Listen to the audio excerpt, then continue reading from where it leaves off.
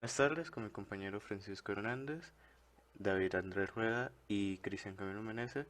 Vamos a presentar lo que sería la práctica de convertor análogo a digital. En este caso, pues copiamos el código que está aquí. Este código corresponde a una adquisición de datos en tiempo real.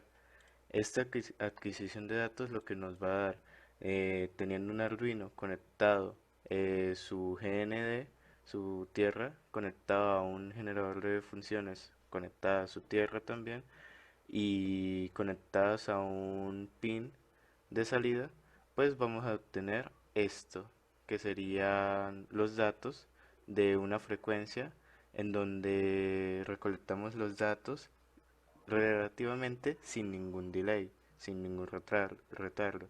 En este caso, pues pausamos la simulación, recolectamos todos los datos que sean posibles y los guardamos en un archivo .text. Ahora, para la siguiente parte hacemos exactamente lo mismo, pero con otro código. Otro código. Entonces, este código lo que nos permite es tomar en cuenta los paquetes que prácticamente vendrían siendo como acumulando datos en un solo paquete, imprimiéndolos. En este caso tenemos exactamente lo que serían 200 paquetes para imprimirse en pantalla. Entonces escogemos la opción de ADC 0, punto y coma. Entonces esto lo que nos permite observar es los datos, 200 datos. Uno, para el muestreo en tiempo real,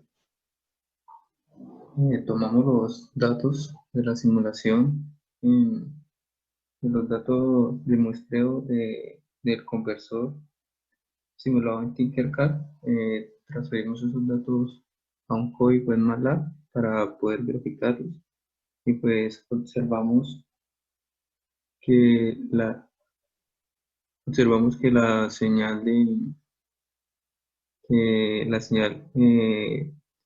a medida que se aumenta el retardo, se va perdiendo se va perdiendo parte de la resolución de la señal.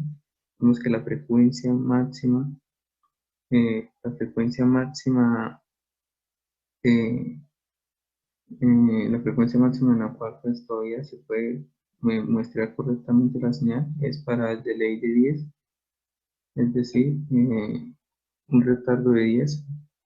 Y observamos que a medida que aumenta el retardo, pues la frecuencia de muestreo disminuye y ya para un delay de 50 pues ya se pierde la señal original, la señal original y igualmente para un delay de 75, un retardo de 75 y un delay de 100 ya está completamente perdida la señal.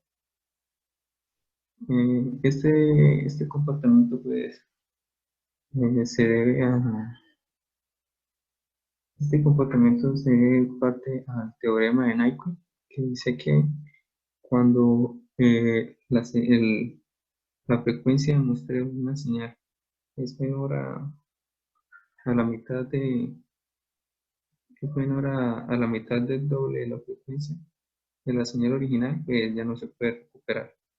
Entonces, para un delay de 50, la señal apenas llegaría a ser el doble, la frecuencia apenas llegaría a ser el doble de la frecuencia de la señal original.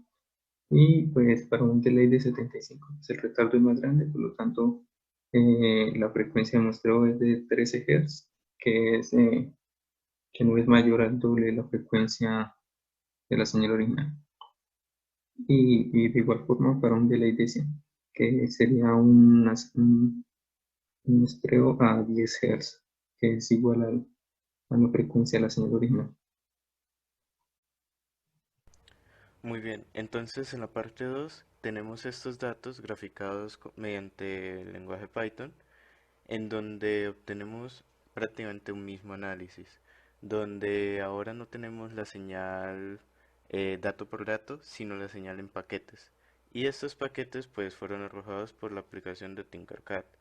Tenemos que para un delay de cero no significa que sea un cero absoluto entre cada dato, sino que hay un tiempo mínimo que es el tiempo de reacción de Tinkercad y del Arduino en este caso. Entonces, Calculamos este delay próximo, aproximado, mediante la aplicación también de Python, mediante el lenguaje Python. Calculamos este delay para un delay cero relativo y para un delay cero relativo también en este caso. Ahora, le sumamos ese delay a todos los datos que vamos a obtener de ahí en adelante. Y observamos prácticamente lo mismo, donde para un delay de 100 obtenemos una señal que no hemos perdido aún. Para un delay de 500, la señal muestrada ya va a tener una mayor frecuencia, por así decirlo, y vamos a empezar a perder la información. Como verán, los picos empiezan a bajar, se empiezan a cortar. Para una señal de 1000 ya prácticamente corresponde a 3 veces la frecuencia que se usó. En este caso se usó una frecuencia de 300 Hz. Para una señal de 1000 de delay, entonces 1000 delay significan un segundo de retraso. Y para una señal de 5000 ya se empieza a perder muchísima información. En este caso se podrán ver como si fuesen bits cada una de las gráficas. Y para una señal de 10.000 lo que ocurre es, se podría ver como que la señal se vuelve